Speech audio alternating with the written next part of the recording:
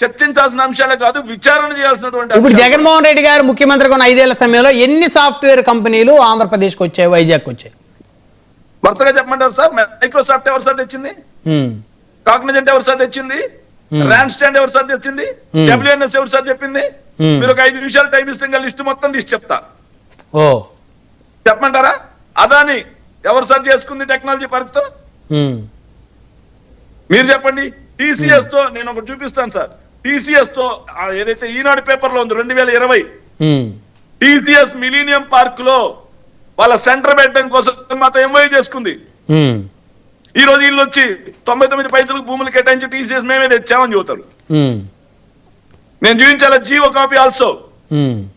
మేము ఇచ్చినటువంటి జీవోతో సహా నేను చూపించమంటారా? మిలీనియం టవర్స్ లో మీ ఈనాడు పేపర్, మీ ఆస్థాన దిగ్గజ పేపర్ ఈనాడులో అచ్చేసింది చూపించమంటారా? విశాఖ TCS జగన్మోహన్ రెడ్డి గారి హయాంలోనే. మరి ఇవన్నీ పెట్టుకొని సో మీరే సాఫ్ట్వేర్ పితామహులు అయినట్టు, మీరే సాఫ్ట్వేర్ కి కురు వృద్ధులైనట్టు, మీరు లేకపోతే సాఫ్ట్వేరే లేనట్టు, మీరు లేకపోతే ఐటీఏ లేనట్టు అంటారు.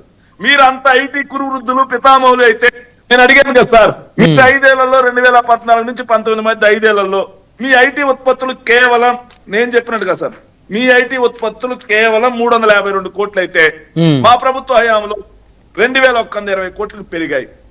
మరి మీరు ఐటీ పితామహులైండి 5 ఏళ్లలో ఐటీకి మీరు చేసిందేంటి, మీరు పెంచిందేంటి?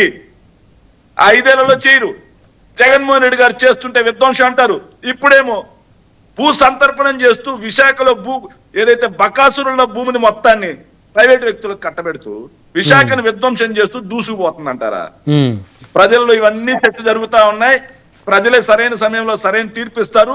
ఇవన్నీ కూడా విచారణ చెయ్యదగ్గ అంశాలు కూడా సార్. ఓకే, 1 by 1 మాట్లాడదాం. ఒక్కొక్క అంశం మాట్లాడదాం. మనతో